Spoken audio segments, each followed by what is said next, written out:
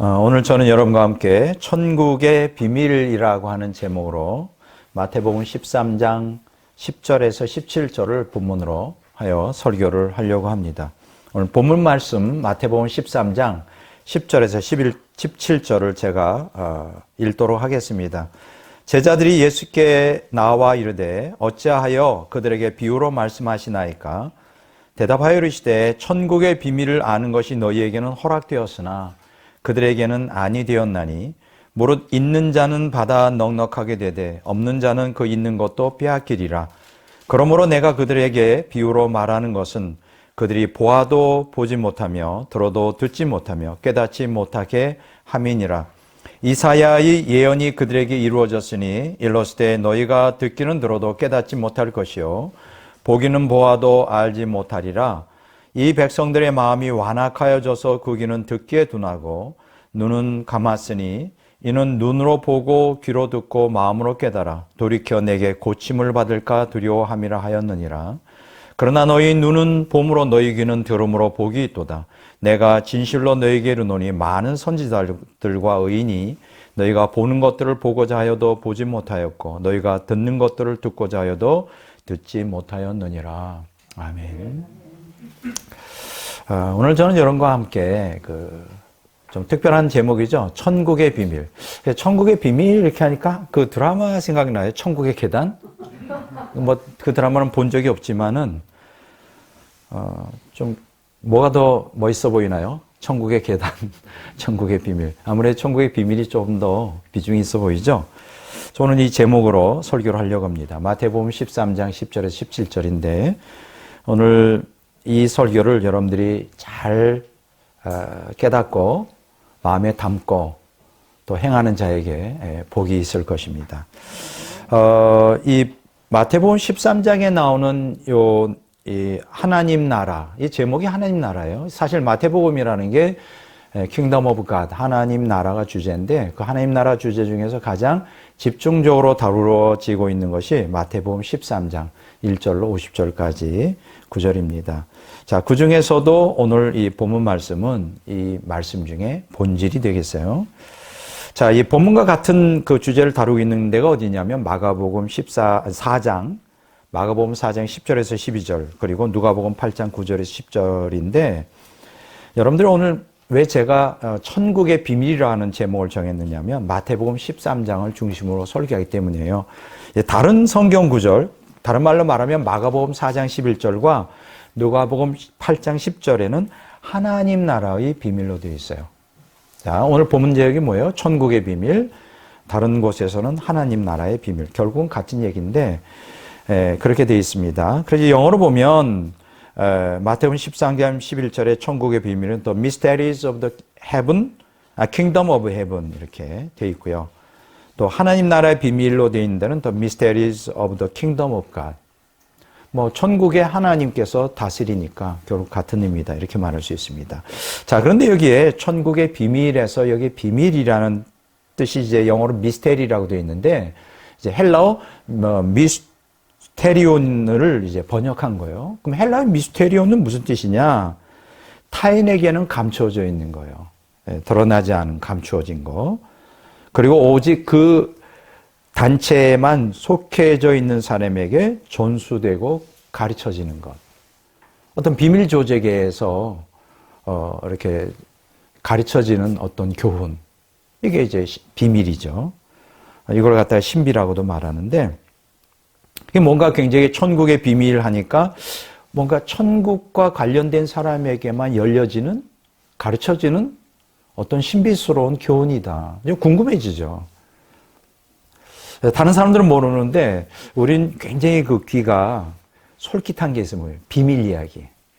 내가 오늘 너에게만 얘기할 거야. 그러면 막 그냥 귀가 쫑긋해지면서 나만 알고 있는 어떤 비밀을 많은 사람들은 사실은 기대하죠. 자, 그러면 천국의 비밀이 도대체 뭘까? 여러분 한번 좀 깊은 관심을 갖기를 원합니다. 세상의 비밀도 많지만 그거 다 쓰잘데없는 것이고 천국의 비밀이 도대체 뭘까? 꼭 우리가 알고 싶겠죠. 요게 이제 이 미스테리온이라고 하는 단어가 70인역에서 이제 신약으로 들어왔는데, 이 70인역의 이제 구약 성경의 히브리어 원어에는 두 가지 뜻이 있어요. 미스테리온에 라즈라고 하는 단어가 있고 소드라고 하는 단어가 있습니다. 그러니까 여기서 라즈라는 게 무엇이냐면 구약 성경 다니엘서에 8번이 나오는데, 이게 뭐냐면 하나님께서 꿈과 계시로 보여주신 굉장히 은밀한 일이에요. 여러분들이 다니엘서를 공부해 보면 굉장히 보통 사람들이 알 수 없는 신비스러운 천국의 어떤 비밀들이 많이 계시되어 있잖아요. 그런 것들을 라즈라고 합니다. 다니엘서 2장 18절 19절에도 나오는데요. 또 하나 단어는 소드라는 단어예요. 이건 굉장히 좀 특별한 경우인데, 여기 이제 욥기 15장 8절과 예레미야 23장 18절에 보면 나오는데, 이 천상에서 열린 하나님의 회의예요. 굉장히 이거 들어보셨을 거예요. 아주 그냥 어처구니 없는 일은 어떤 목사님이 그 천상에서 열리는 하나님 회의, 그건 누가 참석할까? 삼위일체 하나님이 하시는데 거기 자기가 참석했대, 유일하게. 근데 그거는 굉장히 이단적인 것 같아요. 아주 유명한 목사인데 또 그게 또 솔깃해서 아무도 참석은 안 하는데 그 목사님만 하나님 회의에 참석했다는 거예요, 천상에. 그래서 그게 과연 가능할까? 이렇게 생각이 됩니다. 어쨌든 그럴 때 쓰는 게 소드예요. 그러니까 쉽게 얘기하면 천상에서 삼위일체 하나님께서 인간 구속 경륜을 위하여 회의를 하실 때 거기서 나누어진 이야기 굉장히 궁금하겠죠. 그게 도대체 뭘까? 그리고 이제 소드라는 게 아모스 3장 7절에 보면 그 선지자에게 알려진 하나님의 비밀. 그러니까 하나님의 회의에서 결정된 게 이제 선지자들을 통하여 우리에게 계시가 되잖아요. 이럴 때 이제 소드라는 단어가 쓰인다. 이게 천국의 비밀을 하니까 이게 굉장히 뭔가 우리가 관심이 더 가지는 거예요. 도대체 그 비밀이 뭘까? 자, 신약 성경에 보면 특히 공간복음서, 마태복음, 마가복음, 누가복음서에 이제 나오는데 예수님께서 우리에게 이 천국의 비밀을 보여주셨어요. 야, 놀랍죠? 계시해 주셨어요. 그러니까 영원 전부터 하나님, 삼일체 하나님께서 천상회의에서 하나님 회의를 통하여 결정된 그 어마어마한 인간 구속 경륜에 대한 비밀을 하나님 예수님께서 우리에게 이렇게 오늘 천국의 비밀을 보여주셨어요. 그게 바로 마태복음 오늘 13장 10절에서 17절이 우리에게 말씀하시는 그 핵심이에요. 보여주셨다. 천국의 비밀을 우리에게 알려주셨다. 근데 이게 이제 문제가 있어요. 뭐가 문제가 있느냐면 알려줬는데 이게 모든 사람들에게 다 공개적으로 알 수 있는 게 아니에요. 왜냐하면 오늘 이 본문 말씀에 보면 이 땅에 이미 천국의 비밀이 이 도래에 있어요. 예수님이 오시면서. 근데 이게 그냥 듣는다고 해서 본다고 해서 깨달아지는 게 아니에요, 이게. 이게 참 굉장히 놀라운 것이죠.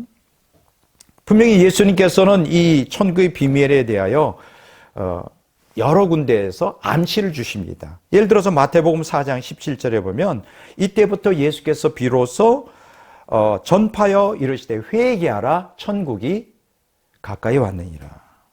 천국이 가까이 왔다는 거예요. 천국이. 뭔가 그 천국의 비밀을 담고 있는 천국이 왔다는 거예요. 온다는 거예요. 가까이 왔다. 마태복음 12장 28절에 보면 그러나 내가 하나님의 성령을 힘입어 귀신을 쫓아내는 것이면 하나님 나라가 이미 너희에게 임하였느니라. 이제 천국이 임했다는 거예요. 그러면 여기서 예수님이 말씀하시는 천국의 비밀이 무엇일까? 이제 제가 조금 이따 설명하겠지만 영적 하나님 나라의 원리예요. 영적 하나님 나라의 원리, 그게 천국의 비밀인데 예수님께서는 그 비밀을 선포하기 위하여 또 그 비밀을 함께 나눌 백성들을 얻기 위하여 이 땅에 오셨다는 거예요. 성경이 그렇게 분명히 말씀해 주고 있습니다. 이거 대단한 것 같죠? 천국의 비밀. 그럼 어떻게 하면 우리가 그것을 알고 어떻게 하면 그 천국의 비밀에 참여할 수 있는 특권을 갖게 될 수 있을까? 이게 이제 우리가 오늘 관심을 가져야 될 중요한 오늘 그 핵심이 될 거예요. 천국의 비밀. 천국의 계단이 아니라 천국의 비밀. 근데 사람들이 천국의 계단 하면 난 보지는 않았지만 굉장히 사람들이 열광해요. 막 너무너무 좋아해. 그런데 천국의 비밀이라면 아무도 관심 없는 사람이 없어. 그 참 너무 이상한 일이에요. 자, 천국의 비밀이 뭘까요? 좀 더 쉽게 풀어보면 영적 하나님 나라의 비밀이에요. 영적 하나님 나라의 비밀. 거기에는 어떤 비밀이 감춰져 있을까? 그걸 어떻게 하면 알 수 있을까? 그거에 어떻게 하면 우리가 참여할 수 있을까? 이게 이제 오늘 제가 설교하는 중요한 핵심이에요. 자, 마태복음 13장 10절 본문 말씀에 보면 이런 말씀이 나와요. 제자들이 예수님께 나와 이르되 어찌하여 그들에게 비유로 말씀하시나이까? 대답하여 이르시되 천국의 비밀을 아는 것이 너희에게는 허락되었으나 그들에게는 아니 되었나니. 그러니까 예수님께서 군중들 앞에서 유대인들이죠. 언약 백성들이죠. 그들에게 천국에 대한 비밀을 비유로 말씀하세요. 직접 대놓고 말하지 않고 비유로. 그래서 제자들이 물어보는 거예요. 왜 비유로 말하죠? 직접 얘기하지 않고. 근데 그들에게는 허락되지 않고 너희에게만 허락되었다. 여기서 너희는 누굴까? 제자들이죠, 물론. 예수님을 따르는, 예수님을 단순히 메시아로 믿을 뿐 아니라 예수님을 위해 죽기로 따르는 너희에게만 이것이 계시되고 그들에게는 계시되지 않았다. 그러면 여기서 천국의 비밀이 알려지지 않은 그들은 도대체 누굴까? 마가복음 4장 11절에 보면 그들을 외인이라고 말해요. 외인이 뭐예요? 나하고 직접 관계가 없는 외부 사람을 얘기하는 것이죠. 외인이라고 말해요. 그런데 여기서 우리가 착각하지 말아야 될 건 여기서 외인이 그들이 불신자가 아니에요. 여러분들이 기억하셔야 될 것은 예수님이 천국의 복음, 천국의 비밀을 선포했던 사람들은 이방인이 아니라 그 당시에는 다 유대인이었어요. 쉽게 얘기하면 언약 백성들이었단 말이에요. 유대교인이었단 말이에요. 근데 그들을 뭐라고 말하냐? 그들이라고 말해요. 외인이라고 말해요. 자, 천국의 비밀을 알지 못하는 그들은 누굴까 해서 그들은 마태복음 13장 14절 15절에 보면 좀 더 자세히 나와 있어요. 뭐라고 나와 있느냐 하면 이사야 선지자의 예언을 빌려서 이 백성들이라고 표현하고 있어요. 알려지지 않은 천국의 비밀이 함께 공유될 수 없는 존재가 이 백성이래요. 누구예요? 언약 백성이죠. 유대인들. 자, 그럼 여기서 한 가지 궁금증이 우리 마음속에서 생기게 돼요. 아니, 유대인들은 언약 백성이고 하나님을 섬기는 백성인데 불신자가 아닌데 하나님이 왜 천국의 비밀을 깨닫지 못하게 하시는 거야? 비유로 말씀하셔서 무슨 뜻인지 모르게 하는 거야? 왜 숨기는 거야? 이러는 거죠. 그 대답이 마태복음 13장 12절에 나와요. 그 답이 잘 들으세요. 사실 저는 매번마다 중요한 설교를 하는데 일관돼요. 제가 어떤 주는 이 말을 했다가 그것을 본복하여 또 다른 설교를 하죠. 지금까지 오랜 세월 동안 설교하는데 항상 일관된 설교를 하고 있어요. 오늘도 똑같아요. 그것은 뭘까요? 이것은 제가 꾸며낸 이야기가 아니라는 거예요. 제가 선포하는 설교가 백 목사의 머리에서나 제 주관적인 신학에서 나온 게 아니라 성경이 그렇게 가르치고 있다. 그러니까 여러분들이 관심을 갖고 우리가 설교에 임해야 되겠어요. 왜 그들은 이 백성들 이스라엘 언약 백성들인데 왜 그들에게는 천국의 비밀이 왜 숨겨져 있을까? 왜 그들은 깨닫지 못하는 것일까? 오늘 보면 마태복음 13장 12절에 나와요. 무릇 있는 자는 받아 넉넉하게 되되 없는 자는 그 있는 것도 빼앗기리라. 그래서 무릇이라고 하는 뜻이 무슨 뜻이냐면 whosoever 영어로 말하면 누구든지 그러니까 누구든지 있는 자는 넉넉히 막 차고 넘친다. 그러나 없는 자는 그 조금 있는 것조차 빼앗긴다 이거예요. 여기에는 차별이 없는 거죠. 여기 넉넉하게 되되라고 하는 헬라어 단어는 차고 넘쳐 흐른다. 아주 풍성히 받는다. 그 있는 자는 풍성히 더 받고 없는 자는 그 있는 것조차 빼앗긴다. 약간 들으면 공평하지 않은 것 같아요. 뭐 있는 사람은 충분하니까 우리가 평등이라는 개념에서는 공평이라는 개념에서 없는 자에게 줘야 될 거 아니에요. 근데 여러분 보세요. 이게 진리의 세계에서는 이런 현상이 나타나요. 잘 들으세요.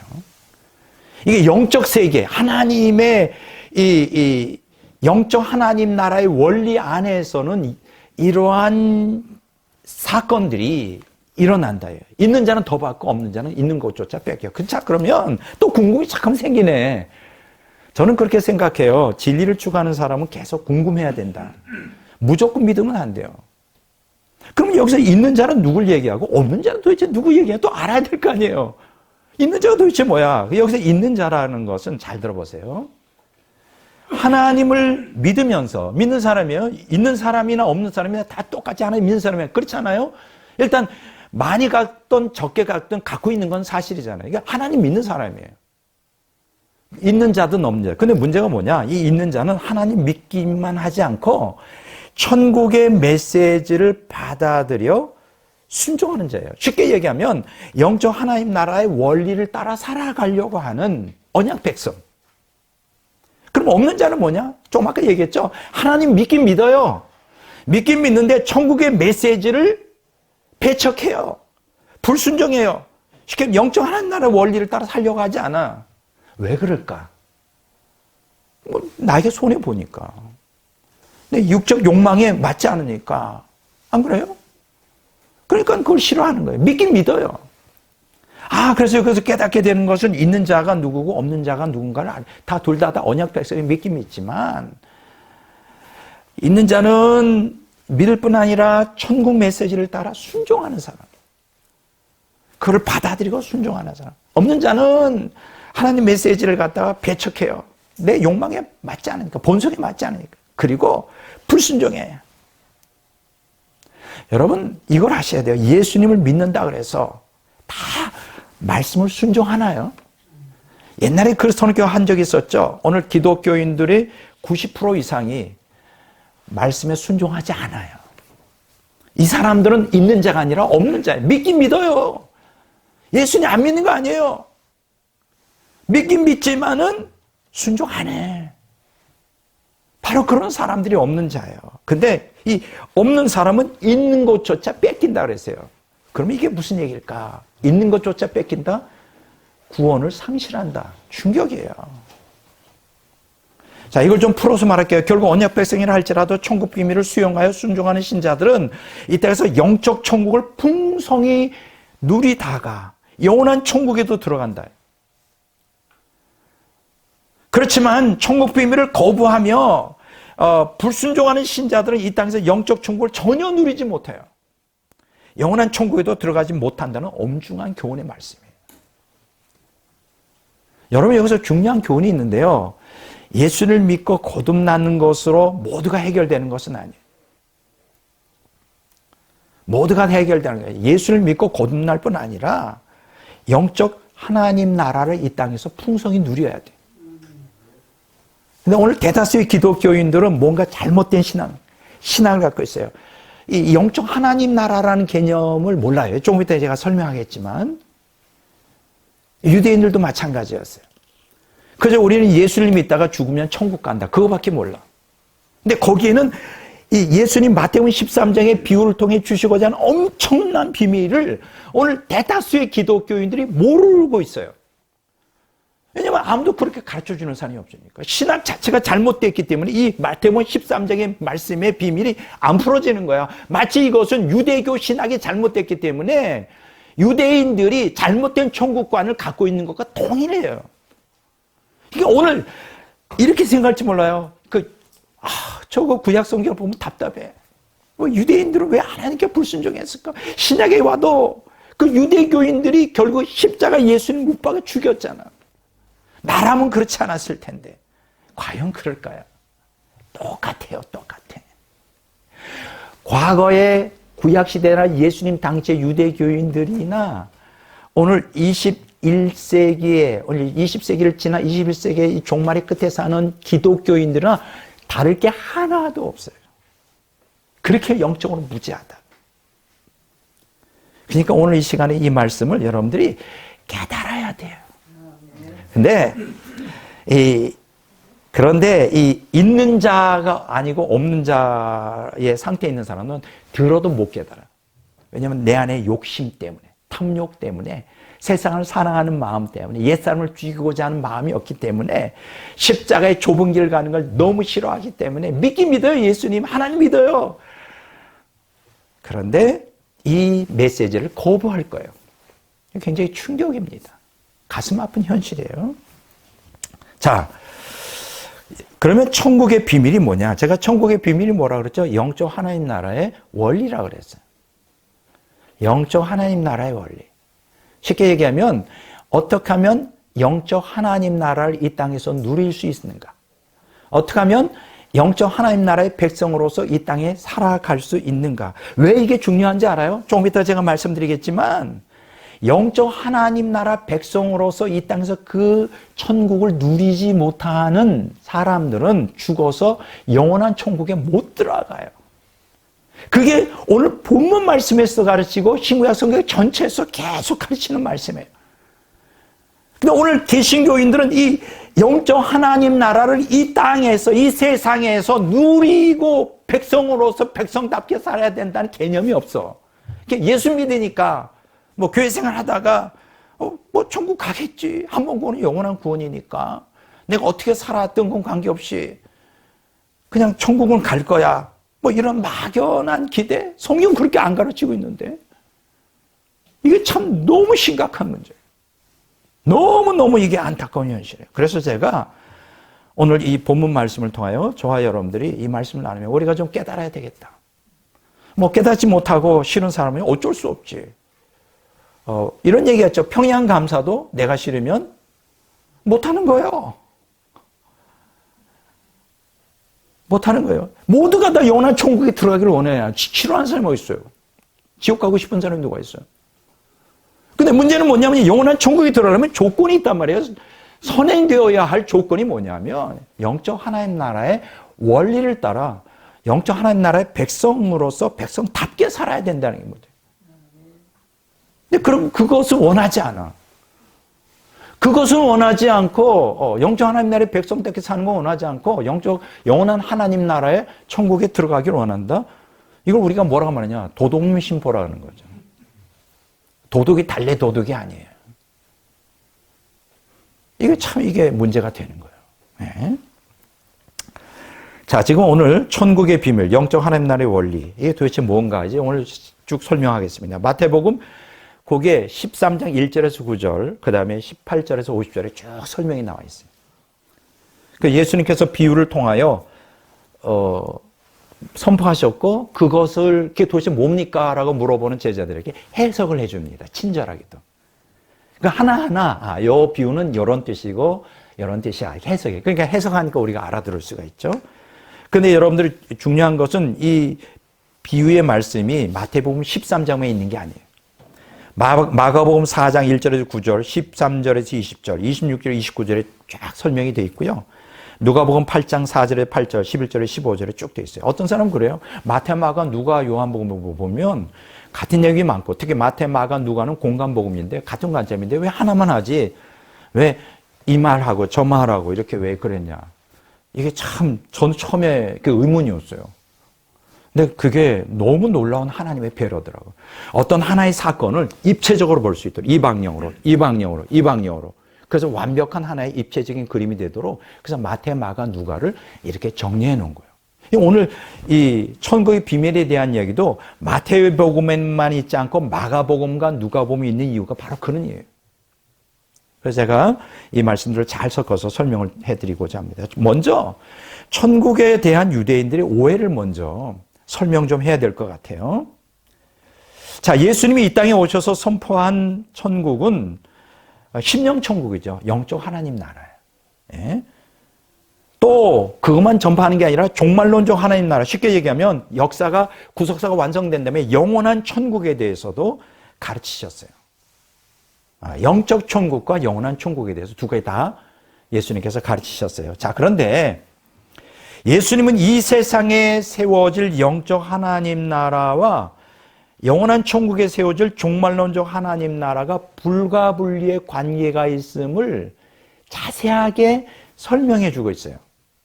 쉽게 얘기하면 영원한 천국에 들어가려면 먼저 뭐가 해야 된다? 영적 하나님 나라 백성으로서 그 삶을 살 것을 요구하고 있어요. 이게 굉장히 중요해요. 이것을 예수님 말씀하셔요. 여러분 이걸 한번 예를 들어봅시다. 마가복음 4장 26절에서 30절에 보면 29절에 보면 이렇게 말씀했어요. 이 하나님 나라를 뭐라고 비유했느냐면 땅에 씨앗을 뿌려 그게 자라서 결국 열매가 되면 그걸 언제 추수하죠? 이제 추수 때, 가을에 이제 추수 때 이제 추수하여 곡간이 들어가는 거죠. 그러면 여기에 씨앗을 어디다 심습니까? 이 땅에 심잖아요. 이건 바로 씨앗을 땅에 심는다는 건 영적 하나님 나라가 시작된다는 거죠. 이 땅에서, 이 세상에서. 그래서 영적 하나님 나라가 이 땅에서 확장되어 성숙하고 성장하다가 결국 그것이 알곡이 되잖아요. 그 이제 완성이 되면 어떻게 될까? 천국 곡간에 추수되는 거죠. 구원받은 성도들, 영적 하나님 나라를 살았던 사람들이 결국 어디로 가요? 영원한 천국 백성으로 들어가. 이게 굉장히 연결되어 있는 거예요. 그러니까 영적 하나님 나라하고 영원한 하나님 나라가 이해가 되죠. 자, 그러니까 이 말씀을 통하여 우리가 깨닫게 되는 것은 영적 하나님 나라의 원리를 따라 하나님 백성으로서 이 땅에서 살아야 된다는 거예요. 그래야 영원한 천국에 들어갈 수 있다. 자, 그런데 아주 충격적인 것이 있어요. 예수님 당시의 유대교인들은 영적 하나님 나라도 영원한 하나님에 대한 나라도 잘 몰랐어요. 아는 게 없었어. 우리는 알잖아요. 죽으면 우리가 영원한 천국 간다. 영원한 천국에 대해서는 알잖아요.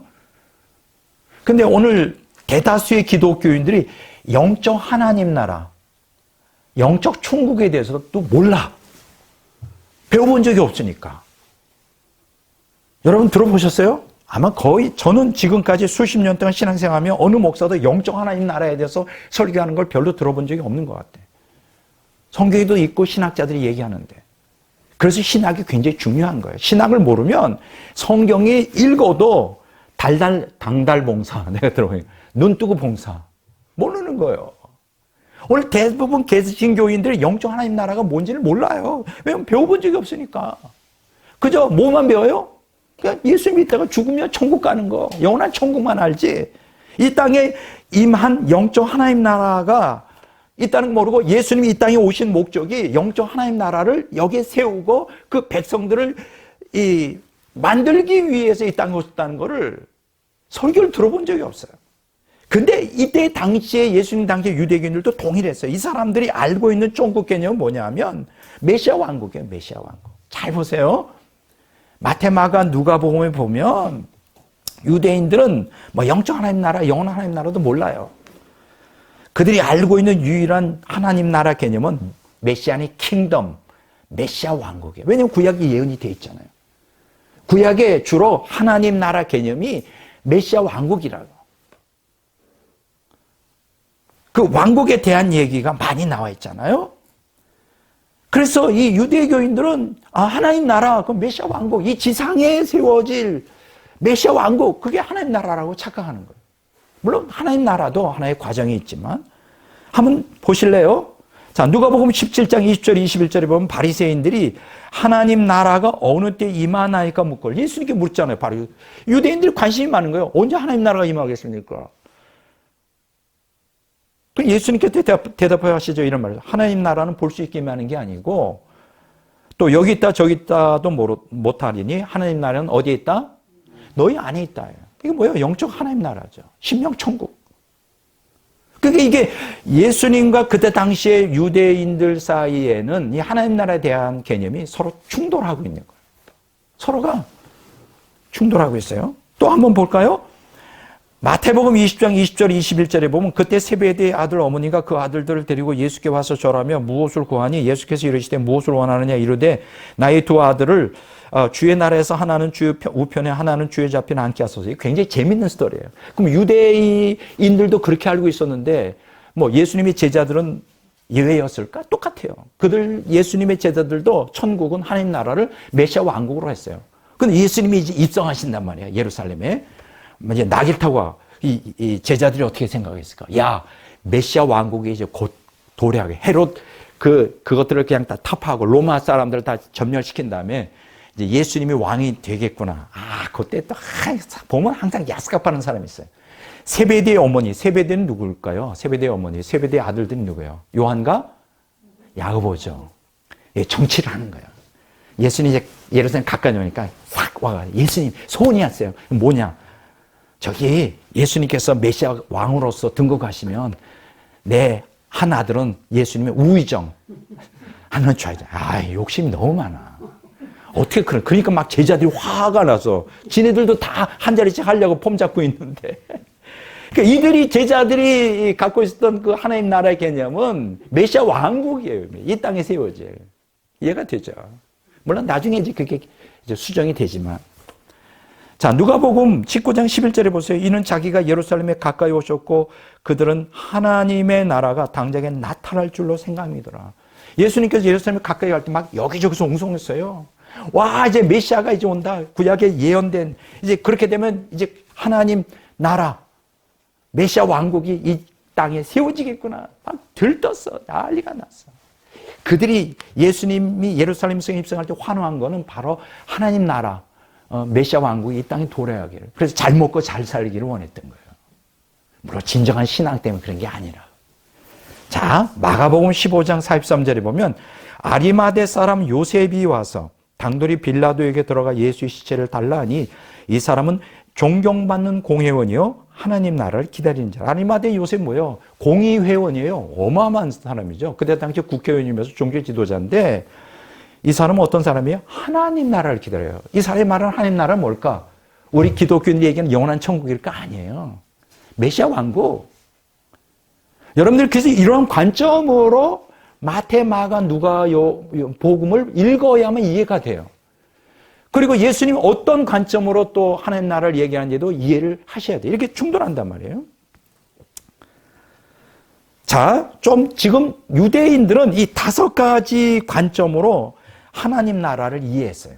제가 설명해 드릴게요. 근데 거기에 대하여 예수님은 마태복음 13장 1절에서 9절, 18절에서 50절의 비유를 통하여 그들의 잘못된 천국 개념을 수정해 주십니다. 너희들이 이렇게 생각하고 있잖아. 그거 아니야. 잘못된 거야. 이거야. 이렇게 하는 거. 그러면서 여기 마태복음 13장의 비유풀이를 통하여 영원한 천국에 들어가기 위해서는 반드시 영적 하나님 나라 백성으로서 하나님 나라 백성답게 영적 하나님 나라의 원리를 따라 살아야 돼. 이게 마태복음 13장의 비유풀이에요. 자, 그러면 유대인들은 어떻게 메시아 왕국, 하나님 나라를 생각했을까? 5가지를 생각했어요. 첫째가 뭐냐? 유대인들은 메시아가 도래하면 유대민족이 집단적으로 다 천국에 들어갈 거라고 생각했어요. 이방 사람들은 개들이고 그들은 지옥 불쏘시개고 우리 유대인들만 그래 얼마나 이 민족적인 자긍심이 강하겠어요. 집단적으로 천국에 들어간다. 그런데 예수님은 뭐라고 거기에 대해서 수정해 주셨죠? 아니다. 예수님은 씨 뿌리는 자의 비유를 통하여 민족적 구별 없이 개개인의 복음에 대한 반응에 따라 천국에 들어가는 여부가 결정될 것이다. 이게 씨 뿌리는 자의 비유의 핵심이에요. 자, 마태복음 3장 7절에 12절, 8장 11절 12절, 21장 31장 1에서 32절, 22장 1절에서 14절, 마가복음 10장 15절, 요한복음 8장 35절, 33절에서 45절. 뭐 자세한 내용은 시간이 없어서 다 그냥 넘어가겠습니다만은 이걸 고쳐주신 거예요. 씨 뿌린 자의 비유를 통하여 아니다. 아무나 다 들어가는 게 아니야. 천국에 들어가는 여부는 복음에 대한, 천국 복음에 대한 반응 여부에 따라 결정되는 거예요. 이거 수정해. 두 번째는 뭐냐? 유대인들은 어떻게 생각하냐? 메시아이신 왕이 오시면 즉시 의인들은 메시아와 더불어 통치할 것이다. 그래서 그 제자들이 예수님이 예루살렘 가니까 자기네들 한 자리 자꾸만 하려고. 가룟 유다는 왜 예수님을 따랐을 것 같아요? 이 사람도 역시 마찬가지예요. 공부 좀 한 사람이거든요. 예수님 메시아래. 막 표적이 나타나. 와, 이 사람 따라가면 내가 한 자리 하겠구나. 하나님 나라에서, 메시아 왕국에서. 뭐 이렇게 생각한 거죠. 그런데 이것을 예수님은 깨십니다. 가라지 비유를 통하여 의인들이 세상 끝날까지 악인들과 함께 섞여 있게 될 것이다. 이걸 수정해줘요. 자, 셋째, 유대인들은 어떤 생각을 갖고 있었느냐 하면 천국의 큰 권능과 영광 가운데 시작될 것이다. 메시아이신 예수님이 딱 예루살렘에 들어오면 헤롯 정권 다 타파시키고 로마 제국 다 멸망시키고 막 큰 권능과 영광 가운데 얼마나 기대가 되겠어요. 여러분, 이런 개념을 갖고 있는 제자들이 예수님이 잡혀가지고 죽을 때 얼마나 혼란스러웠을까? 이건 뭐야? 이건 뭐야? 나 3년 반 동안 내 인생 망친 거야? 뭐 별별 생각 다 했을 거예요, 여러분. 이런 것들 알고 있으셔야 돼. 근데 이 문제에 대해서 예수님은 겨자씨와 누룩 비유를 통하여 천국이 처음에는 작고 하찮은 것에서 시작해 점차 확장될 것이다. 이 겨자씨라는 게 여러분 깨알보다 더 작잖아요. 이게 크면요 나무가 된대요. 나무 막 몇 미터씩 자란대요. 이게 처음에 영적 하나님 나라가 시작되는 것은 지극히 작은 것에서 시작된다. 넷째, 유대인들은 천국이 선민인 유대 민족 전부를 위한 거예요. 이방 사람들을 위한 게 아니에요. 유대인들만을 위한 것이라고 그렇게 믿고 있었어요. 자, 여기에 대해 예수님은 감추인 보화와 값진 진주 비유를 통하여 세상 것을 포기하고 천국을 추구하는 자들에게만 천국에 주어질 것을 가르쳤어요. 얼마나 여러분 유대인들이 갖고 있던 개념과 예수님이 선포한 말씀이 달라요. 오늘 현대 기독교인들도 똑같을 거예요. 유대인들과 다르지 않아요. 단지 다른 게 하나 있다면 그들은 이 지상에 세워질 메시아 왕국을 하나님의 나라로 생각한 거고 오늘 기독교인들은 이 지상이 아니라 뭐예요? 죽어서 영원한 천국에 들어간다는 그 차이만 있지. 여기 쭉 읽어보면 유대인들이 갖고 있는 이런 잘못된 구원관과 우리가 갖고 있는 게 거의 비슷하지 않아요? 난 예수 믿으니까 그냥 천국 갈 거야. 은혜로. 행위가 아니야. 그러니까 아니라는 거예요. 아니라는 거예요. 이거는 오늘 그러니까 유대인들의 잘못된 하나님 나라 개념을 바꿔줄 뿐 아니라 오늘 기독교인들의 잘못된 천국관을 바꿔주는 계기가 되는 거예요. 유대인들은 이 지상에 세워질 메시아 왕국을 하나님 나라로 생각했고 우리 기독교인들은 그냥 단순히 죽어서 영원한 천국에 들어가는 믿어 그냥 은혜로 들어가는 것만 생각하는데 예수님은 그 가운데 뭘 두고 있어요? 이것도 저것도 아닌 영적 하나님 나라 백성으로서 하나님 영적 하나님 나라의 원리를 따라 하나님 나라 백성답게 살아 천국 간다는 거 아니에요. 이러한 오늘 기독교 안에 이런 가르침이 있나요? 없어요. 없을 뿐 아니라 듣기를 원하지도 않아. 그럼 어떡할 건데? 안 들으면 어떡할 거야? 그럼 영원한 천국에 가고 싶다며. 가려면 영적 하나님 나라의 원리를 따라 영적 하나님 백성답게 살아야 되는데 그 가르침은 되게 싫어한다고. 오늘 기독교인들이 싫어해. 싫어하는 기독교인들, 그냥 저들에게는 이게 진리가 닫혀져 있지. 나는 오늘 이 설교를 듣는 여러분들이 이 말씀을 깨닫길 바라요. 이 제 설교가 아니잖아요. 예수님이 가르쳐 주고 계시잖아요. 그래서 이 네 번째 거는 마태복음 11장 12절, 19장 16절에서 30절에 이제 참고로 좀 더 보시면 되겠고요. 다섯 번째, 마지막이에요. 다섯 번째, 유대인들은 천국의 시작 초기에 의인과 악인의 분리가 있을 거라고 믿었어요. 그러니까 유대인, 여러분 보세요. 왜 유대인들이 그렇게 메시아를 갈망했는가? 누가복음 1장에 보면요. 이스라엘의 위로를 기다린다 그랬어요. 도대체 이스라엘의 위로가 뭐야? 메시아 왕국이 도래하는 거예요. 그러니까 유대인으로 태어난 사람들은 아주 대대로 오랜 세월 동안 메시아를 기다린 거예요. 메시아 왕국을 기다린 거예요. 지금 5가지 이유 때문에. 뭐 메시아 오기만 하면 그냥 쉽게 얘기하면 로또 되는 거지. 유대인으로 태어난 너희들 이방 사람들 죽었어. 다 죽었어. 아주 로또가 되는 거예요. 이게 메시아를 갈망. 예수님 메시아라는 거예요. 자기가 본인도 그렇게 얘기하고 막 기적이 역사나 메시아가 오더라도 이만한 기적을 나타낼 수가 없을 거라고 막 난리가 났지. 그런데 예수님이 선포하시는 하나님 나라는 그들이 지금 당장 도래하길 기다리는 메시아 왕국이 아니잖아요. 전혀 다른. 오늘 이 말씀은 오늘 기독교인들이 기대하는 예수 믿어 죽으면 영원한 천국에 들어가는 그 기대의 말씀이 아니잖아요. 전혀 달라요. 그럼 나중에 어떻게 해요? 자신들의 생각과 달라지는 게 예수님 그때부터 죽이라고 하잖아요. 죽이라고. 똑같아요. 오늘 개신교. 오늘 기독교는 똑같아요. 자기네들이 믿는 천국관하고 예수님 가르치는 게 다르니까 예수님을 죽이라는 거예요. 안 받아들여요. 자, 보세요. 유대인들은 천국의 시작 초기에 의인과 악인의 분리가 있을 걸 믿었는데 하지만 예수님은 그물 비유를 통하여 그렇죠? 의인과 악인의 완전한 분리는 초기에 있는 게 아니라 영원한 천국이 완성되는 마지막 심판 후에 이루어질 것을 가르치잖아요. 마태복음 25장 31절에서 46절, 요한복음 5장 27절에서 19절을 참고로 하시고요. 자, 이렇게 5가지 유대인들이 하나님 나라에 대한 잘못된 개념을 조목조목 예수님께서는 나열하면서 설명하십니다. 사실 오늘 이 설교는 유대인들만 위한 게 아니에요. 기독교인들도 필요해요. 잘못된 하나님 나라 이 개념을 갖고 있으니까요. 이처럼 유대인들은 메시아 왕국 너무나 기다렸어요. 수세기 동안. 메시아를 너무나 갈망했어요. 근데 이 문제가 잘못됐다는 거예요. 민족적이면 집단적인 언약 백성이 다 천국에 들어간다고 생각한 거예요.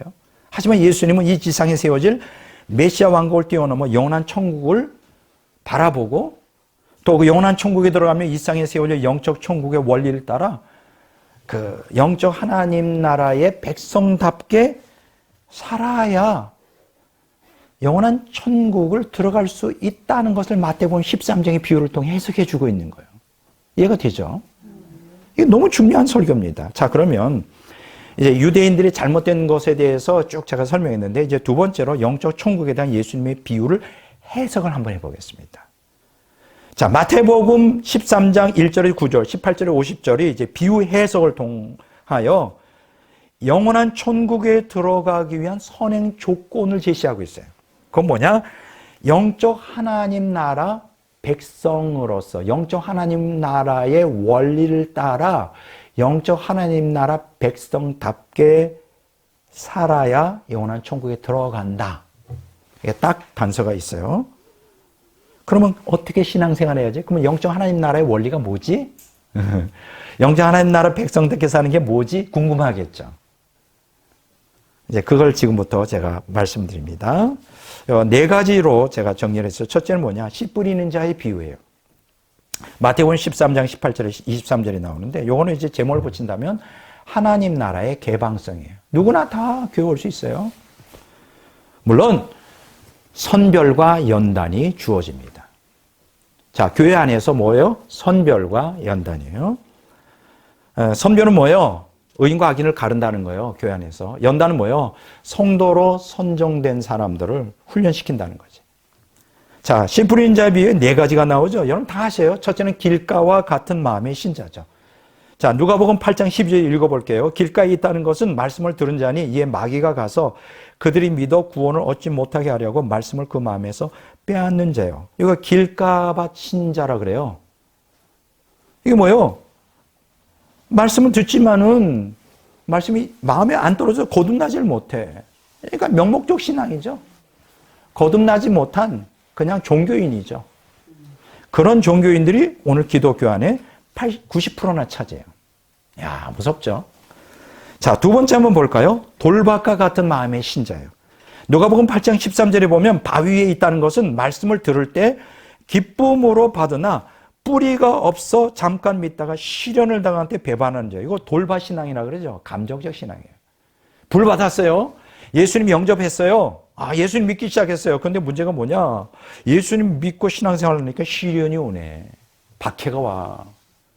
그걸 잘 이겨야 되는데 도중에 그냥 예수님 안 믿어. 그런 사람들이 얼마나 많은지. 돌박과 같은 마음의 신자. 세 번째는 뭐냐? 가시떨기와 같은 마음의 신자가 또 있어요.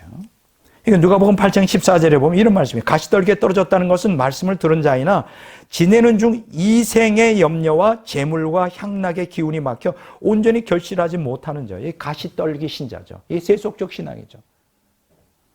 분명히 이 가시떨기에 떨어진 사람은 씨앗이 떨어져서 싹이 트고 자라요. 거듭났어요. 보면 마음이 심겨져서 거듭났어. 근데 문제는 뭐냐? 거듭만 났지 성화가 안 됐어. 옛사람의 그 세상 염려. 여러분, 오늘 기독교인들이 세상 염려를 너무 많이 하는 것도 그거 사실은 세상적인 거예요. 이거 초탈해야 되거든. 그리고 재물과 향락의 재물에 대한 욕심, 이 물질에 대한 욕심, 이 또 향락, 이 세상에 누리고자 하는 이러한 얼마나 우리 주변에 그게 많아요. 막 뉴스를 통해서든지 영화를 통해서든지 막 그것이 마치 성공한 인생인 것처럼, 그렇죠? 거기에 기독교인들이 빠지면 안 된다. 이 유혹에 빠질 수가 있어요. 그렇게 되면 어떻게 될까? 그러한 것들이 막혀서 결실하지 못해. 열매를 못 맺어요. 이게 이제 세속적 신앙이죠. 자, 네 번째 있어요. 좋은 땅과 같은 마음의 신자가 있어요. 여기 누가복음 8장 15절에 좋은 땅에 있다는 것은 착하고 좋은 마음으로 말씀을 듣고 지키고 인내로 결실하는 자예요. 열매 맺는 것이죠. 이건 좋은 땅 신앙이에요. 진신앙 신앙이죠. 자, 보세요. 잘 들어보세요. 여기 굉장히 중요한 교훈이 있습니다. 길거와 같은 마음의 신자는 뭐죠? 교회 다니지만 거듭나지 못한 종교인이에요. 이 사람들은 다 지옥 가죠. 거듭나지 못했으니까. 이 숫자가 90%를 차지해요. 자, 그런데 이제 문제가 되는 게 뭐냐면 돌박과 같은 마음의 신자와 가시떨기와 같은 마음의 신자. 이들은 정체가 도대체 뭐냐? 이 사람들은 거듭났어요, 분명히. 싹이 텄어요. 그런데 문제가 뭐예요? 시련이 오죠, 신앙에. 또 욕심이 내 마음에 있어요. 그럼 결국 어때요? 배교하는 자예요. 온전한 신앙으로 나가냐. 교회는 다녀요. 예수 믿는다 그래. 근데 진짜 영적 하나님 나라 백성답게 못 사는 거죠. 그래서 어떻게 돼요? 결국은 죽정이가 되는 거예요. 죽정이. 이제 많은 신학자들은 한 번 구는 영원한 구원이라는 이 틀을 갖고 있기 때문에 돌박과 같은 마음의 신자와 가시떨기 같은 마음의 신자는 거듭난 자이고 천국 간다고 가르쳐요. 과연 이들이 천국 갈 거예요? 아니, 죽었는데. 아니, 씨앗을 심겨진 게 구원의 확정이에요? 결국은 그 씨앗이 심겨져서 열매를 맺어야 그게 확정이 되는 거예요. 그래야 추수되어 천국 가는 건데 다 그렇게 가르쳐. 왜 그렇게 가르칠까? 성경이 그렇게 가르쳐서 아니에요. 신학이 잘못됐어. 한 번 그는 영원한 구원이라고 딱 그 틀로 이것을 해석하니까 이게 해석이 안 되는 거예요. 자세히 한번 보세요. 돌박과 같은 마음의 신자와 가시떨기와 같은 마음의 신자는 거듭나긴 낫지만 배교한 자예요, 결국. 배교할 수 있다는 거예요. 이거 무서운 얘기예요. 그러면 좋은 땅과 같은 마음의 신자는 뭐냐? 이 사람들은 분명히 거듭났어요. 거듭났을 뿐 아니라 말씀을 받아들여 그 말씀에 순종하여 닥쳐오는 고난 가운데서도 인내하며 성화로 나아가는 신자예요. 그래서 이 사람들이 열매 맺는 신자죠. 이 사람들만 천국에 가는 거예요. 이 사람들만이 좋은 땅과 같은 마음의 신자만이 영적 하나님 나라의 백성이고 그 영적 하나님 나라의 원리를 따라 사는 자이고 이런 자들만이 영원한 천국의 백성이 될 수 있다.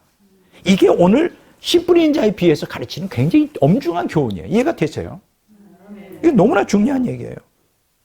그러니까 이 거듭났다는 거 한 번의 영적 체험으로 구원이 확정되는 게 아니라 이게 성경에서 끊임없이 구약 성경도 그렇고 신약 성경도 가르치는데 이걸 거의 대부분의 신학자들이 목사들이 받아들이질 않아요. 왜냐면 신학이 있잖아요. 왜 안 받아들일까? 그게 싫거든. 싫죠. 여러분 구원파의 큰 폐해가 뭔지 아십니까? 한 번 구원은 영원한 구원의 가장 결정적인 구원파가 그 어느 파보다도 구원파가 강하게 가르쳐요. 예수님을 영접하세요. 예수님 인정하세요. 예수님 날 구주를 믿습니다. 딱 하잖아요. 당신 구원받았습니다. 그러면서 뭐라고 얘기하냐면 당신의 과거와 현재와 미래의 모든 죄, 앞으로 질 죄까지 다 용서받았어요. 당신은 구원이 확정됐습니다. 결국 이게 극단적으로 적용될 때 어떤 역사가 일어나는지 알아요? 한때 구원파 교회를 다녔는데 지금은 안 다녀.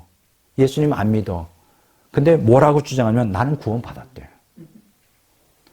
절대로 지옥 안 간대. 예. 제가 아는 그 지인 중에 그런 분이 있어요. 그냥 하는 얘기가 아니에요. 아무리 그렇게 하면 안 돼요. 예수님 믿으셔야 돼요. 제대로 믿어야 돼요. 진실히. 근데 필요 없대. 나는 구원받았다는 거예요. 교회 안 다녀. 교회 안 다닌 지 수십 년 됐어. 시험 들어서 그것도 교회 헌금 얘기를 했다는 거예요. 교회에서. 그래서 시험 들어서 교회를 안 다니는데 내가 볼 때는 마귀 완전한 사람을 보였는데 본인은 구원받았기 때문에 천국 간다는 거예요. 이게 참 심각한 문제. 자, 씨 뿌린 자의 비유를 통해 알았죠. 자, 두 번째. 감추인 보화 비유와 값진 진주 비유. 마태복음 13장 44절 46절에 나오는데 이걸 제목을 붙인다면 하나님 나라의 가치성이에요. 결단과 헌신이라고 붙일 수 있어요. 자, 이 감추인 보화 비유와 값진 진주 비유는 무엇에 대해서 좀 더 구체적으로 설명해 주는 거냐면 좋은 땅과 같은 마음의 신자는 어떠한 결단과 헌신하며 살기에 그 좋은 땅이 되었을까? 이거예요. 열매 맺게 되었을까? 그냥 한번 불 받았다가 될까? 한번 은혜 받았다가 될까? 어떤 사람은 그렇게 착각하셔요. 불이 좀 임했으면 좋겠네. 그럼 내가 확 변할 텐데 안 변해요, 여러분. 옛사람 그렇게 쉽지 않습니다. 옛사람은 이 투쟁을 통하여 말씀에 순종하려고 그럴 때 그걸 하지 못하더라만 옛사람에 대하여 막 매일매일 투쟁을 통하여 이 투쟁을 하니 얼마나 힘들어. 자신의 본성이 그걸 원하는데 그걸 원하는 걸 말씀에 순종하려고 그 어거지로 그걸 내려누르니 얼마나 힘들어. 매일 괴롭지. 십자가 길이지 가시밭길이지. 옛사람은 그래서 죽이는 거지 한 번 불 받았다 그래서 한 번 은혜 받을 때 되는 게 아니에요. 오늘 기독교에 뭐가 문제가 되냐면 주로 어떤 사람은 간증을 시키냐 깡패 두목. 나같이 이렇게 평범한 사람은 깡패 두목처럼 격한 삶을 못 살잖아. 근데 이 깡패 두목들은 격하게 살거든. 사람 몇 사람 때려 죽일 정도로 그렇게 하다가 근데 불 받았어 정말. 막 어디서 많이 봤냐? 감옥에서 많이 봤지. 감옥에 가다 놓으니까 불이 임하기다가 말씀만 보다가 변화되는데 그러면 획기적으로 변화되는 것 같아요. 근데 감옥에서 딱 근데 나오면 어떻게 돼요? 유명한 붕사가 되는 거지. 간증, 여기저기 돌아다녀. 내가 옛날에는 깡패 두목이었는데, 야쿠자, 이렇게 말하면 돼요. 지금은 예수님을 믿고 이렇게 헌신됐습니다. 거기까지야. 근데 그런 사람들이 나중에 도중에 타락하여 배교하는 사람들이 다수예요. 그거는 안 나오지. 그거는 비하인드 스토리는 없어. 그냥 그 반짝 은혜 받고 변화된 그 순간만을. 또 교인들은 그 맛을 너무 갖기를 원해. 신앙이라는 게 자기의 끊임없는 투쟁이요. 자기 부진을 하는 거, 그거를 싫어해. 싫어하고 그런 거 아주 신물나. 뭔가 그 말초신경을 자극해주는 막 획기적인 드라마틱한 그냥 스토리. 그런 걸 듣기 원해. 그러니까 목사들은 또 그런 걸 세우죠. 그런 사람. 그건 잘못된 거예요. 보세요. 이 좋은 땅과 같은 마음의 신자가 어떻게 해서 좋은 땅의 마음의 신자가 됐을까? 그걸 설명해 주는 게 이제 감추인 보화 비유와 값진 진주 비유예요. 여기 보면요. 마태복음 13장 44절 46절 읽어보겠어요. 천국은 마치 밭에 감춘 보화와 같으니 사람이 이를 발견한 후 숨겨두고 기뻐하며 돌아와서 자기의 소유를 다 팔아 그 밭을 사느니라. 또 천국은 마치 좋은 진주를 구하는 장사와 같으니 극히 값진 진주 하나를 발견함에 가서 자기 소유를 다 팔아 그 진주를 사느니라. 자, 여기의 핵심이 뭐예요? 보화와 진주 비유인데 너무나 이게 값져. 너무 값진 나머지 자기 소유를 다 팔아가지고 그걸 산 거예요. 그럼 여기서 보화 진주는 뭘 의미할까? 뭐 예수 그리스도를 의미할 수도 있고요. 그렇죠? 영생, 하나님의 생명을 의미할 수도 있고 아니면 여기서 천국을 의미할 수도 있죠. 그럼 어떻게 해석하든 관계없어요. 다 맞는 거니까. 예수 그리스도를 얻기 위하여 하나님의 생명 또 천국을 얻기 위해서 어떻게 하라는 거예요? 내 소유를 다 팔라는 거예요. 그럼 여기서 소유를 팔라는 게 이것도 잘못 해석하면 당신 재산을 다 털어 교회에 헌금하시오. 이건 아니지. 여기서 소유를 다 팔라는 건 무슨 뜻이냐? 천국을 얻기 위해 예수님을 인생 가치관이 제일 순위에 두라는 거예요. 나의 제일 순위에 예수님을 두라. 하나님의 생명 얻는 것, 천국에 두라 이거예요. 이 말은 예수님을 믿고 거듭났지만 돌박과 같은 마음의 신자나 가시떨기와 같은 마음의 신자처럼 옛사람의 욕망을 따라 세상을 살아가는 그런 신자가 되지 말라 이거예요. 올인을 하라는 거예요. 올인. 거기에 올인을 하라는 거예요. 소유를 다 팔라는 건 내 전부를 다 바쳐서 예수님을 사랑하고 예수님을 따라가라. 그게 좋은 밭과 같은 심령을 갖고 있는 그런 상태예요. 오늘 기독교인들이 과연 이런 신앙을 갖고 있는 사람이 몇 명이나 될까? 정말 그 유튜브에 보면 가끔 제가 너무 감동 있는 간증을 들어요. 근데 다 감추인 보화비유와 값진 진주비유처럼 다 털어서 예수님 헌신하는 사람이에요. 막 그런 간증을 들으면 나도 저렇게 살아야지. 막 눈물이 나며 정말 부럽기도 하고 나도 저런 삶을 살 거야. 막 이렇게 결단도 하잖아요. 근데 그런 기호인들이 몇 명이나 될까? 다수는 그렇지 않잖아요. 자기 욕망대로 살잖아. 자기 욕심을 따라 살잖아. 이게 문제예요. 그렇게 되면 어떻게 될까? 영적 하나님 나라의 백성으로서 영적 하나님 나라 원리를 따라가지 않으니까. 이 원리, 영적 하나님 나라의 원리가 뭐예요? 감추인 보화비와 값진 진주비는 자기 소유를 다 털어서 자기 온 인생을 걸고 예수님을 믿는데 인생을 걸어야 되는 거예요. 인생을 걸어. 여러분들이 영적 하나님 나라 백성답게 살려면 인생을 걸어야 돼요. 거기에. 근데 대다수가 걸지 않아. 타협을 해요. 자꾸만 세상. 자기 욕망과 타협을 하고 적당히 믿어서 영원한 천국에 들어가기를 원해. 여러분 그게 가능할까요? 적당히 예수님 믿어서 적당한 천국에 가기를 원합니까? 그런 천국은 없는데. 야, 이게 문제예요. 이게. 자, 세 번째 보세요. 자, 진짜 이렇게 자기 온 소유를 다 파는 기독교인의 또 다른 모습을 여기서 보여줘요. 가라지 비유예요.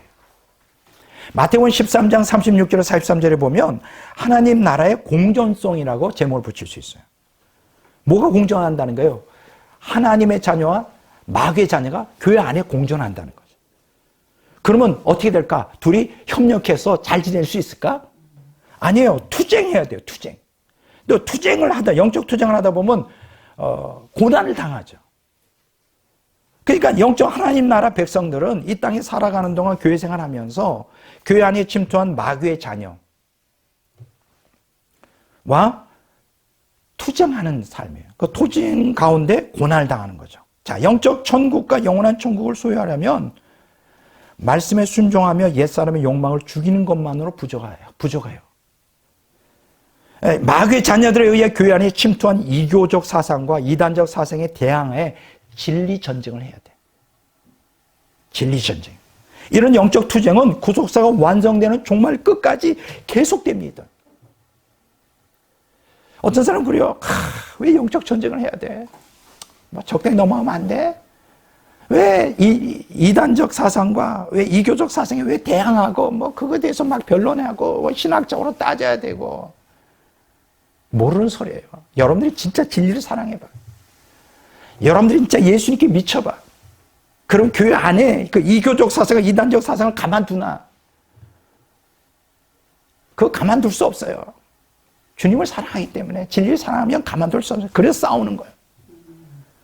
마태복음 13장 36절 43절 그 구절에 나와. 예수께서 무리를 떠나사 집에 들어가시니 제자들이 나와 이르되 밭에 가라지의 비유를 우리에게 설명해 주소서. 대답하여 이르시되 좋은 씨를 뿌리는 이는 인자여 밭은 세상이요 좋은 씨는 천국의 아들들이요 가라지는 악한 자의 아들들이요 가라지를 뿌린 원수는 마귀요 추수 때는 세상 끝이요 추수꾼은 천사들이니 그런즉 가라지를 거두어 불에 사르는 것 같이 세상 끝에도 그러하리라. 인자가 그 천사들을 보내리니 그들이 그날에서 모든 넘어지게 하는 것과 또 불법을 행하는 자들을 거두어내어 풀무불을 던져 넣으리니 거기서 울며 이를 갈게 되리라. 그때 의인들은 자기 아버지 나라에서 해와 같이 빛나리라. 귀 있는 자는 들으라. 보세요. 좀 길죠. 뭐 자세한 내용은 하지 않겠어요. 가라지 비유는 교회 안에 하나님 자녀와 마귀 자녀들이 공존한다는 사실을 드러내고 있어요. 씨 뿌린 자의 비유에서 길가와 같은 마음의 신자가 맹목적 기독교를 의미한다면 가라지 비유에서의 가라지는 교회 안에 들어온 사탄의 앞잡이, 노릇을 하는 온갖 이교와 이단 사상을 전파하는 거짓 사도, 고린도후서 10장 13절, 거짓 형제, 갈라디아서 2장 4절, 거짓 선생, 베드로후서 2장 1절, 거짓 선자, 요한일서 4장 1절 등을 지칭하는 거예요. 오늘 교회 안에 그런 자들이 얼마나 많은지. 사탄의 자녀들이에요. 사탄의 자녀들.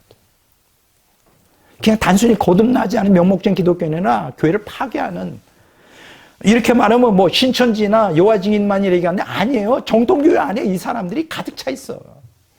정통교회 안에 복음을 포장해가지고 이교적 사상, 이단적 사상을 잘못된 신학으로 많은 기독교인들을 지옥으로 끌고 가는, 뭐 그런 얘기 들으면 한도 끝없어. 내가 지난번에 제가 얘기했잖아요. 믿음운동 같은 거.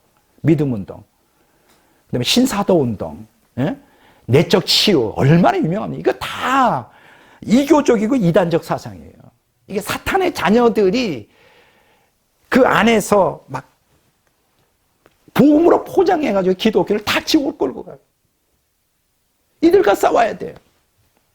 가만히 있으면 안 돼요. 이렇게 좋은 씨로 묘사된 천국의 아들들은 마귀의 자녀들의 대행에 진리를 위해 투정하며, 그러면 투정하면 어떻게 돼요? 고난을 당하죠. 왕따 당해요. 영원한 천국에서 그렇게 고난 당할 때 영원한 천국이 해처럼 빛날 거라. 그러니까 우리가 영적 하나님 나라의 백성으로 산다는 게 결코 쉬운 게 아니다.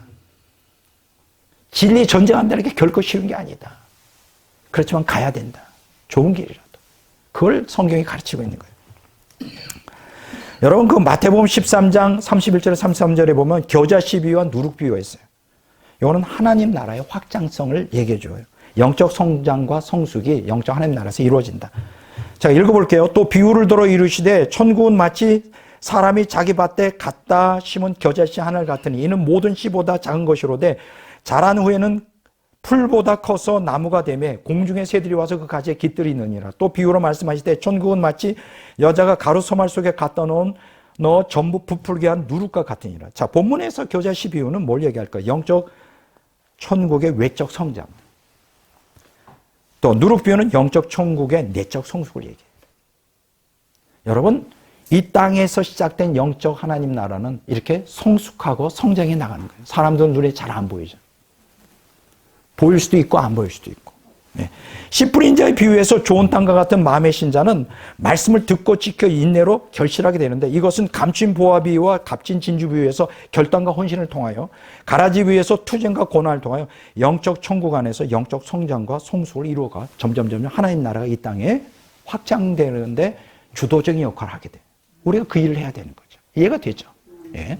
자, 끝으로 네 번째요. 그물 비유예요. 마태복음 13장 47절에서 50절에 나오는데, 이걸 제목을 붙인다면 하나님 나라의 배타성, 구원과 멸망이 최종적으로 확장된다. 구원과 멸망. 자, 읽어볼게요. 마태복음 13장 47절 50절. 또 천국은 마치 각종 물고기를 모는 그물과 같으니 그물에 가득함에 물가로 끌어내고 앉아서 좋은 것을 그릇에 담고 못된 것을 내버리느니라.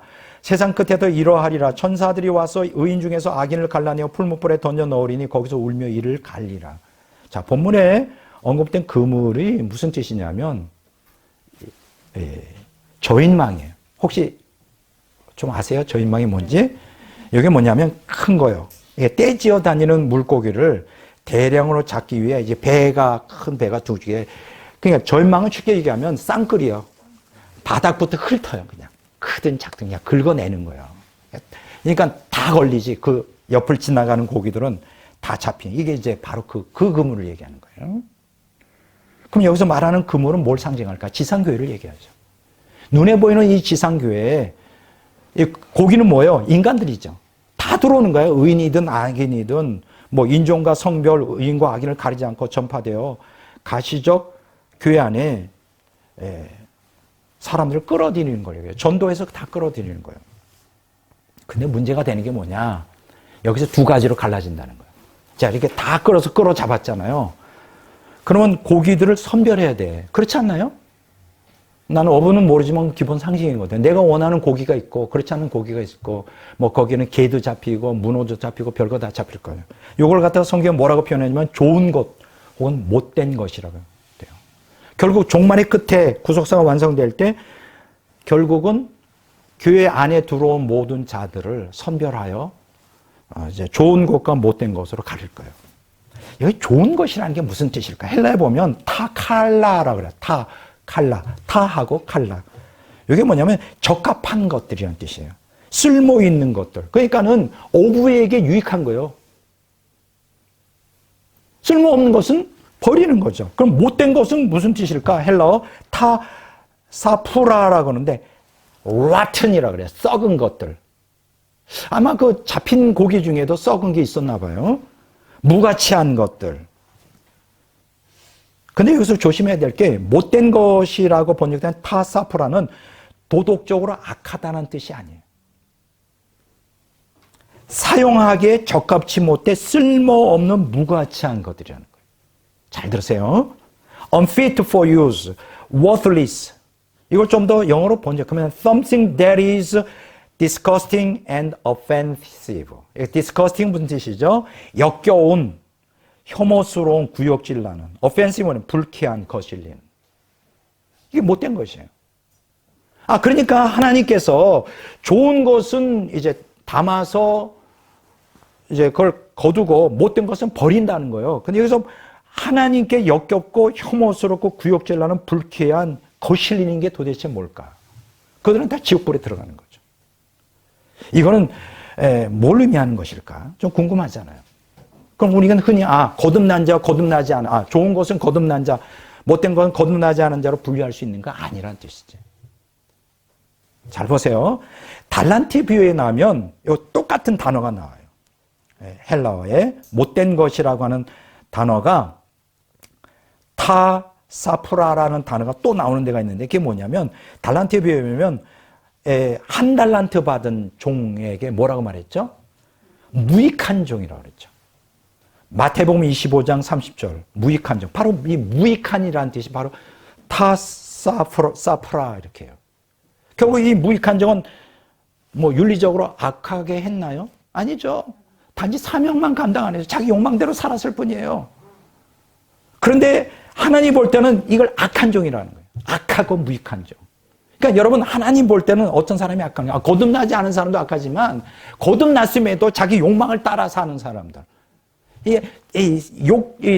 육신의 정욕을 따라 세상을 사랑하며 이걸 굉장히 하나님 볼 때는 역겹고 혐오스럽고 구역질 나는 거고 불쾌하고 거슬리는 거. 이걸 몰라 기독교인들이 몰라. 나는 그냥 한 번 은혜 받아서 불 받았어. 나는 교회 다니니까 천국 갈 거야. 천만에. 하나님 보기에 가장 적절한 사람이 누굴까? 완전을 추구하는 자죠. 성화를 향해 나가는 자예요. 자기 옛사람을 죽이고 거짓것과 영적 투쟁을 하면서 우리가 진주비유와 값진보화비유에서처럼 자기 모든 것을 다 인생을 걸고 예수님을 사랑하고 진리의 길로 가는 거예요. 그래서 진리를 순종하려고 할 때 이 옛사람과 세상과 마귀가 공격할 때 그걸 굴하지 않고 끝까지 지키면서 고난 가운데 인내하며 그 진리의 길로 가는 사람. 그러니까 여기에 못된 것은 물론 거듭나지 않은 좋은 사람도 포함되지만 거듭났지만 옛사람의 욕망을 따라 세상을 사랑하는 그런 기독교 신자도 성화를 지향하지 않는 신자도 포함된다. 그러면 이 못된 고기와 같은 신자 어떻게 되냐? 악인으로 이렇게 구별돼가지고 악인으로 판결받아 지옥불에 들어간다는 거예요. 지옥불에.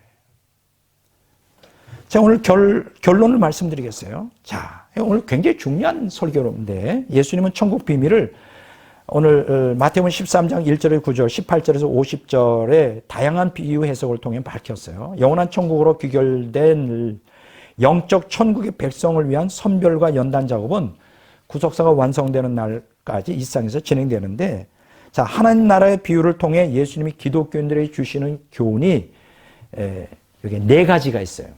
정리를 했어요. 잘 들어보세요. 첫째가 뭐냐? 거듭났다고 구원이 확정되는 것은 아니다.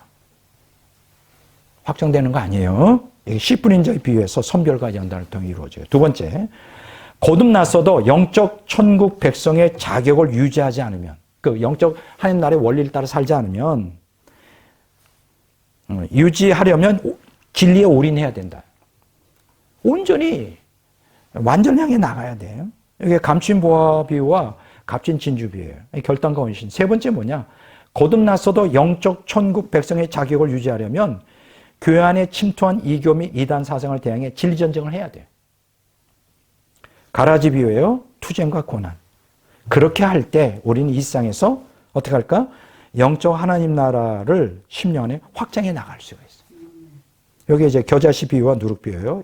성장과 성소. 네 번째 끝은 뭐냐? 이 세상에서 영적 하나님 나라 백성답게 살지 않는 기독교 신자들은 어떻게 된다? 지옥불에 던져진다. 이 무서운 얘기예요. 그물 비유예요. 구원과 멸망이 결정되는 거예요. 제가 오늘 여러분들에게 드리려고 하는 말씀은 너무나 뚜렷합니다. 이게 예수님이 우리에게 전해주는 천국의 비밀이에요. 영적 하나님, 영원한 하나님 나라에 들어가려면 영적 하나님 나라 백성으로서 영적 하나님 나라의 원리를 따라 영적 하나님 나라 백성답게 살아야 된다. 오늘 설교를 이렇게 한마디로 요약 정리할 수 있습니다. 오늘 이 말씀을 통하여 정말 우리 모두가 다 영적 하나님 나라 백성으로서 영적 하나님 나라 원리를 따라 영적 하나님 나라 백성답게 살다가 영원한 천국에 다 들어갔으면 이 갈망이 제 마음에 있습니다. 우리 모두가 그렇게 되기를 주의 이름으로 축원합니다.